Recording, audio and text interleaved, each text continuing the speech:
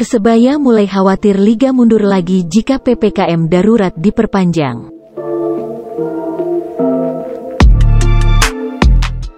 Persebaya Surabaya dan tim-tim lain cuma bisa menunggu bergulirnya kompetisi Liga 1 2021 tanpa jaminan kepastian. Laju angka pasien COVID-19 yang tak terkendali di Indonesia mengancam kelangsungan kompetisi. Persebaya Surabaya juga sedang cemas mendengar wacana pemerintah akan memperpanjang pemberlakuan pembatasan kegiatan masyarakat (PPKM) darurat.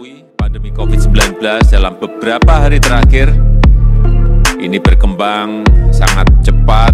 Perpanjangan masa PPKM darurat jelas akan berdampak akan kelangsungan kompetisi Liga 1 2021. Haruskan kita mengambil langkah-langkah yang lebih tegas agar kita. Pelatih Persebaya Aji Santoso melihat kemungkinan terburuk Liga 1 2021 akan ditunda sampai PPKM darurat benar-benar berakhir.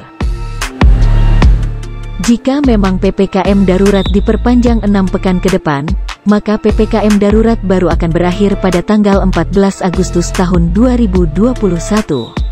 Sehingga paling tidak Liga 1 2020 bisa bergulir kembali sekitar akhir Agustus atau awal bulan November mendatang. Padahal sebelumnya PSSI melalui PT Liga Indonesia Baru LIB sudah membuka wacana untuk memutar Liga 1 pada tanggal 20 Agustus. Sudah pasti kalau diperpanjang tentunya kompetisi juga mundur. Situasinya memang sulit, kata Aji Santoso. Penundaan jadwal Liga 1 2020 yang berulang tentu menjadi kerugian yang sangat besar bagi industri sepak bola dan seluruh stakeholder di dalamnya. Klub peserta kompetisi, baik Liga 1 dan Liga 2, sudah terlanjur belanja pemain dengan dana besar, sementara kalender program tim ikut berantakan. Tidak cuma itu, Aji Santoso mengaku yang paling dikhawatirkan adalah psikologis pemain. Menurut Aji Santoso, pemain sudah terlanjur antusias dengan sepenuh hati mencurahkan waktu, tenaga dan pikirannya untuk kompetisi. Tidak cuma itu, penundaan jadwal kick-off yang berulang ini mengulik trauma musim lalu yang berakhir dengan ditiadakannya kompetisi. Hingga saat ini sudah 1,5 tahun sudah tidak ada kompetisi sepak bola di Indonesia. Yang jelas psikologis pemain terdampak, tetapi pemain harus bisa memahami situasinya seperti ini. Aji Santoso pun tidak ingin spekulasi tidak jelas makin berdampak ke pemain. Ia pun berinisiatif berdiskusi dengan manajemen untuk mengambil tindak lanjut mengenai wacana perpanjangan PPKM ini. Saya berwacana minggu depan berkomunikasi dengan manajer untuk membahas ke depannya seperti apa. Kami tunggu sampai Senin, terang mantan pelatih PSIM Yogyakarta ini.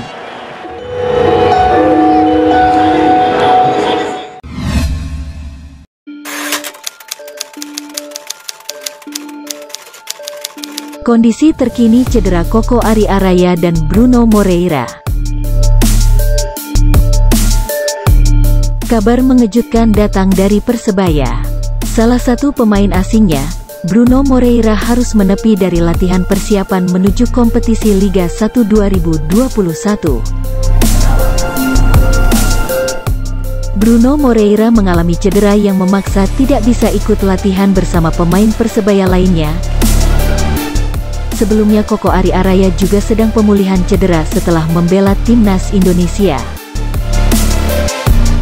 Hingga kini Persebaya terus memantau kondisi dua pemain yang mengalami cedera, yakni Bruno Moreira dan Koko Ari Araya.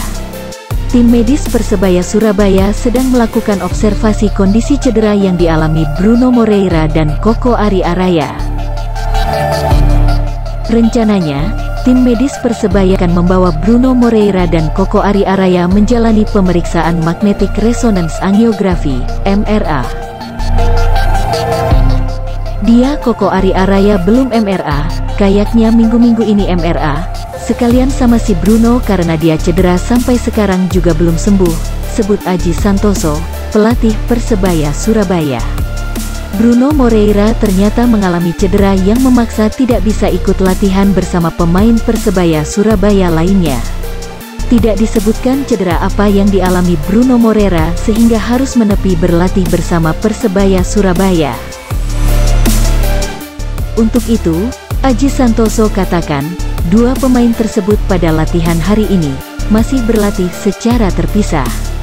Di mana latihan hari ini lebih banyak pada sisi fisik, setelah sebelumnya tim diliburkan selama 4 hari tim diliburkan. Latihan hari ini ada sedikit football conditioning sama Coach Ali, pelatih fisik, dilanjutkan dengan game penalty box, terang Aji Santoso. Koko Ari Araya kini tahap pemulihan dari cederanya.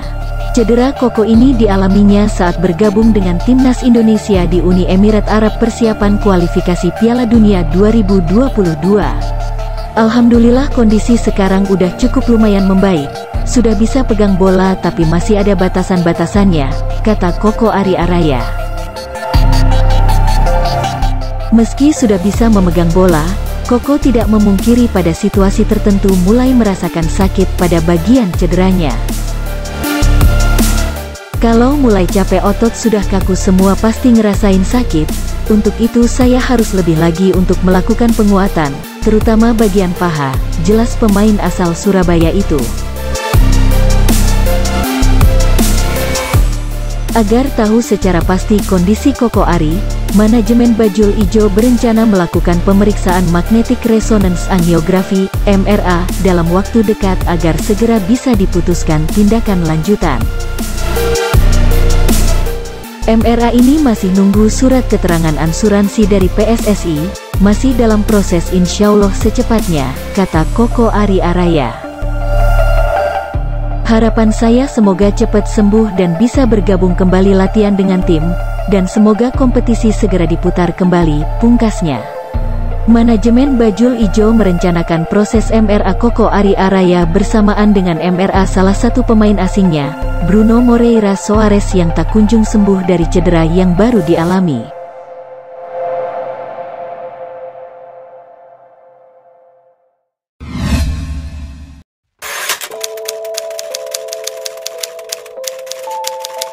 Dua tahun tak ada kompetisi internal, generasi pemain muda Persebaya terancam. Tak hanya berdampak pada aktivitas Persebaya Surabaya, pandemi corona yang sudah lebih dari setahun melanda Indonesia juga membuat kompetisi internal megap-megap. 2 musim sudah, kompetisi yang melahirkan banyak pemain berbakat untuk Green Force dan sepak bola Indonesia itu berhenti berputar. Sebanyak 20 klub internal Persebaya yang biasa memutar kompetisi tiap musim hanya bisa meratapi nasib. Pandemi corona membuat mereka tidak berdaya. Padahal, selama ini kompetisi internal ini tidak pernah berhenti. Ketika Persebaya dualisme, kami semua tetap memutar kompetisi. Tapi, dikala pandemi ini, kami hanya bisa pasrah, kata Direktur Amatir Persebaya Saleh Hanifah. Sebenarnya, musim ini Saleh dan 20 klub internal berencana memutar kompetisi. Namun, mengingat pandemi yang kian mengganas plus diberlakukannya PPKM darurat, pihaknya tidak tahu lagi bagaimana menghidupkan kompetisi internal Persebaya di masa seperti sekarang. Kehilangan 1 tahun kompetisi internal adalah sebuah kerugian bagi perkembangan pemain muda. Apalagi 2 tahun. Saya tidak bisa membayangkan, paparnya. Saleh menuturkan, 20 klub internal saat ini hanya bisa menunggu dan pasrah. Hanya bisa melakukan latihan secara sendiri-sendiri tanpa ada kejelasan kapan berkompetisi. Jika dipaksakan pun, kami tidak akan mampu. Bayangkan, untuk kompetisi usia muda, berapa banyak biaya setiap pertandingan jika harus mengikuti prokes? Belum sewa lapangan, katanya. Asa untuk menggulirkan kompetisi internal sempat muncul dengan keberhasilan menggelar pramusim pada April lalu di lapangan Karangan. Ajang tersebut juga sebagai seleksi pembentukan Persebaya U15. Tapi ternyata pandemi corona makin parah. Klub-klub menyadari dan kami hanya bisa pasrah, tuturnya. Bagi Persebaya, tidak adanya kompetisi internal jelas sangat merugikan. Jika kompetisi internal tidak diputar, otomatis tidak akan ada pemain muda yang muncul untuk membela tim kebanggaan arek Surabaya di kemudian hari. Saya bertahun-tahun mengurus kompetisi internal. Baru kali ini saya merasa sangat sedih karena generasi pemain Persebaya akan terancam karena 2 tahun tidak ada kompetisi, ungkapnya.